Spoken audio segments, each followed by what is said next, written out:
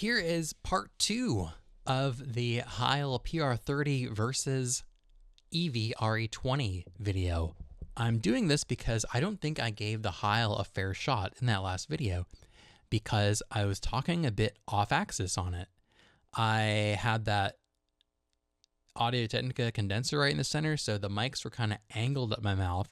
And right now I've got that Heil straight on, right in front of my mouth. So I'm moving around a little bit, but I'm talking right into the element straight on. So no off-axis stuff. And I'm going to try to manage my plosives with the way I'm speaking and not try to put a lot of air out of my mouth. Maybe kind of talk down here, angle my mouth down a little bit so it's not hitting the windscreen. So that's why I've got the windscreen on here, because the Heil sounds great. I think it's a great mic. I think it gives the RE20 and the SM7B a run for its money in a broadcast or podcast environment because it's a bit cheaper, and I think it sounds really, really good. I think it's on par with a lot of condensers that are out there as far as the detail you can get, and you don't have to do as much to it in order for it to sound good, depending on your voice and your environment and your situation. I'm just in this room here, no treatment. There's a bed behind me, but I've got the door open. The air conditioner might be on, I don't know. But since they're dynamics, these two don't pick up as much of that background noise as a condenser would. So I'm going to do a couple different tests, and I'm going to move around.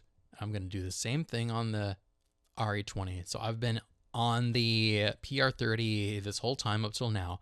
I'm going to go ahead and talk directly into the RE20, and we'll kind of go back and forth. So now I'm talking right into the RE20 at the same distance away, right up on the microphone. And this one I think can handle off-axis stuff. So I can move around, I can go at an angle to it. It doesn't change the sound a whole lot. I can get closer to it, I can get further away. Of course, the level will change, but in general, the thing that really makes this microphone special is that you can go closer or further away, and it doesn't change the sound as much as microphones like the PR-30 or the SM7B. Doesn't have that proximity effect. And so one thing I used to do when I was on the radio is talk like this over it. I used to take the big windscreen off of it because I thought it made the voice sound more kind of dull, kind of not as detailed. So I wanted that clarity. So I would take the muff off of it and talk at an angle to it like this. So I wouldn't get the air sounds, but I would still be close to it and I still get that detail that I wanted. But even if you're right up on it, you can do this, and you don't have that much of an issue with plosives just because of how the mic is designed. And I may, no, I didn't peak. That was the other mic. But the element is set back, so all the stuff right here is like a built-in windscreen. I don't know where the element is on the Heil, which I'm talking into now, but I'll do the same thing. I'm going to leave the windscreen on, but I'm going to talk into it at the 90-degree angle like I did just now on the EV. So if I did this and I talk across it, even with this windscreen, so you're not getting the plosives, I don't think, but it does change the sound quite a bit. Like I can't do that. You can't go way back here. It changes it even more. Then maybe that's okay. Maybe you talk louder or whatever, and maybe it works good for you if you're way back here. I don't know. But I'm going to take the windscreen off, and I'll do some more stuff here. And I'll get right up on it like I did with the EV. So here's me talking right up on the grill, and I don't want to peak, so I'm talking kind of quiet, and I'm not doing anything to try to manage the plosives. And let me do the 90-degree off axis again. So radio style, 90 degrees off axis. I think it sounds a lot different. At least in my ears it does. We'll see how it is when it's played back. But if I'm talking across the mic, you still get some of the low-end plosive stuff, but it isn't as bad. and you get the proximity effect, and it just sounds kind of weird. And then even if you're over here at like a 45, it's not super great either. I think it really wants you to be right in front of it. Maybe you're a bit further away. You can kind of work it and see how much proximity effect you want or don't want, and then that it all depends on your voice and everything else. But in general, if you can manage it yourself, you can maybe not use the windscreen. But I would not use this mic without a windscreen. That's my opinion.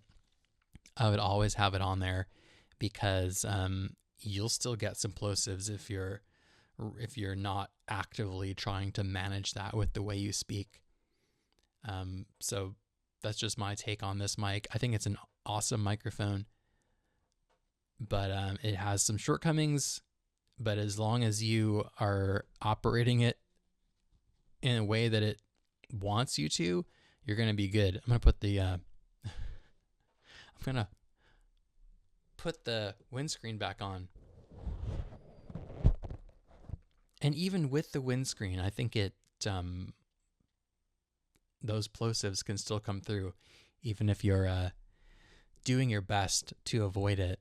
Whereas over here on the RE20, you can pretty much do whatever you want, and it's not gonna do anything. But you might like the sound of the RE20 on your voice better than this. You might like this better. It's really a personal thing.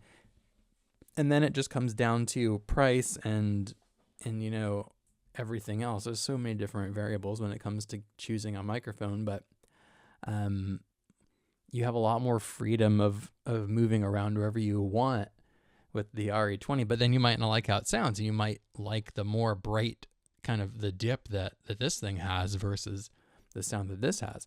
You can put EQ all over everything, but there might be situations where you don't want to do that or whatever. You want to have it ready to go right off the bat and not have to edit it as much. So I think the PR-30 can be a really, really good microphone for people who don't want to do a whole lot of work to the audio in post and have a good sound coming out. So that's all I wanted to do was talk straight into it and kind of keep it more consistent as far as how far away I was. I think I was very close before, but I did some close things like this over here with this one, and then over here on the RE20. But in general, you can work it. It just depends on how much low end you want or don't want. But overall, I think this thing is a great buy for anybody who is shopping for an RE20 or an SM7B or something else. Give the Heil PR-30 a look.